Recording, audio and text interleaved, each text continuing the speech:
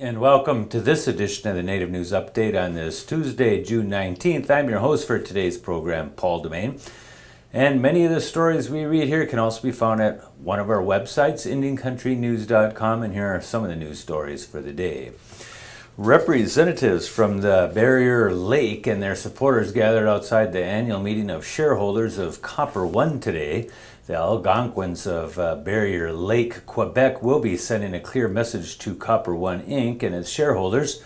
No mineral exploration can take place on Barrier Lake's territory without the community's free, prior, and informed consent. The mineral exploration site, the River Doré property located in the southeast of Val d'Or, Quebec, is at the heart of the hunting and fishing grounds of several Barrier Lake families, amongst an extensive network of lakes, streams, and rivers. River Doré contains a large amount of copper and nickel deposits, first claimed by the Cartier Resources Inc., a junior mining company based in Val d'Or.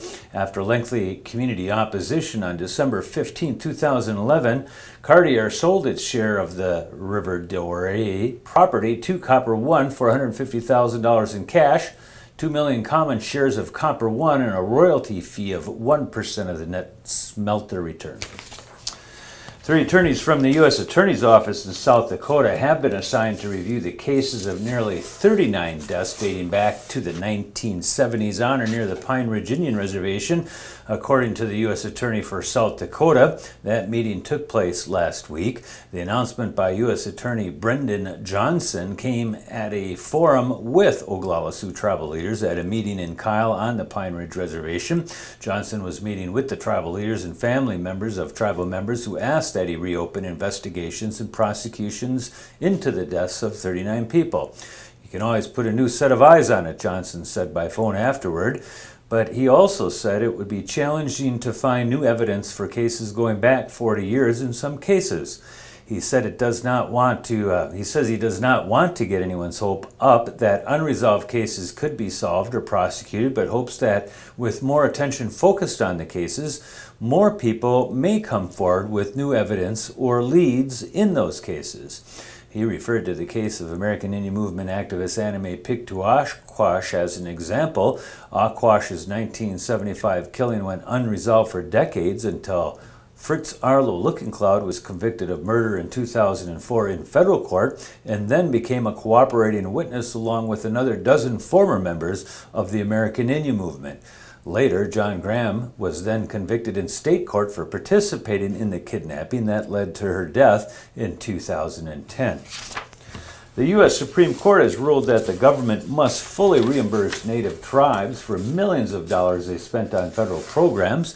The High Court on June 18th ruled the Rama Navajo chapter, a lead plaintiff, and many other tribes must get money they spent under interior authorization fully reimbursed.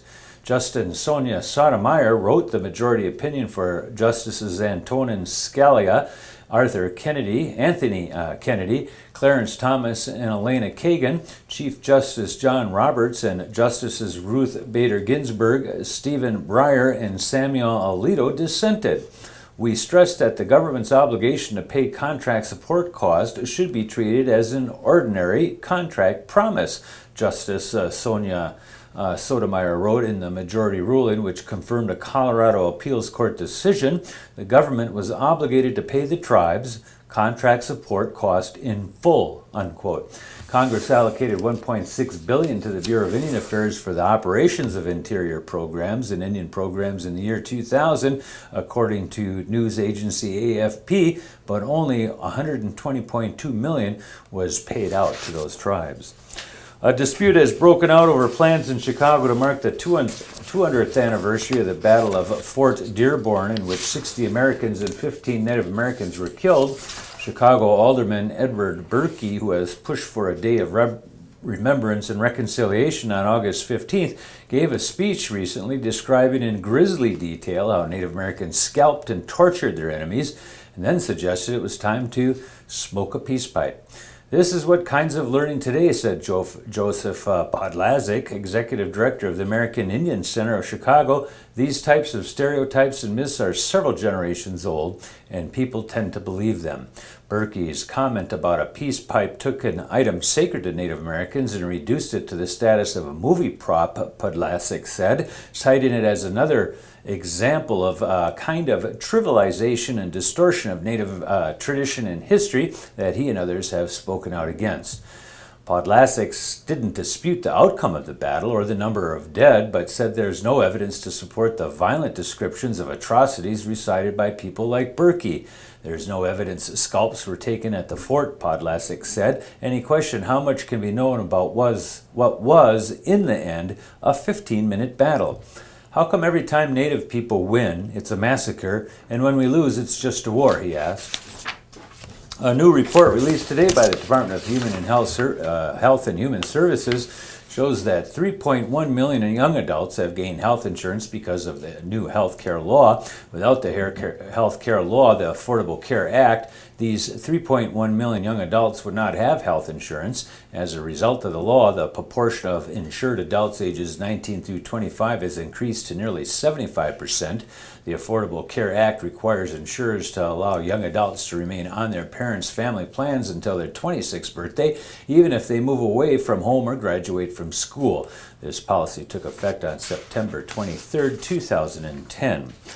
Agricultural Secretary Tom Vilsack on June 19th announced the selection of 27 projects in 14 states to support small business and job creation opportunities and train workers in Native American communities. Janie Hipp, Senior Advisor for Tribal Relations, made the announcement on behalf of Secretary Vilsack while attending the National Congress of American Indians Mid-Year Conference in Lincoln, Nebraska. These grants represent USDA's ongoing commitment to strengthen tribes, tribal business, and tribal governments and support sustainable rural business opportunities that will create real jobs, said Hipp. The Obama administration is working to ensure that members of tribes have the tools they need to expand economic opportunities and improve their quality of life.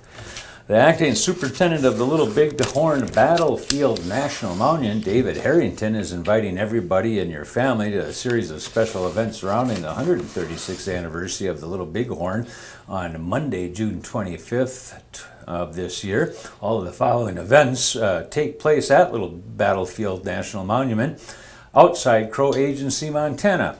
The park entrance fee will not be collected on June 25th, the battle anniversary, and there's all kinds of programs proceeding the weekend of events. The Minnesota Racing Commission has approved a business deal between the Shakopee Mdewakanton Sioux community and Canterbury Park. The commission voted 5-3 last week to approve the deal. The tribe offered the Shakopee track $75 million over 10 years to increase purses for winning horses. In return, Canterbury dropped its long bid for slot machines. Minnesota Public Radio News reports Running Aces Harness Park, the state's other track, opposed the deal and asked the commission to reject it.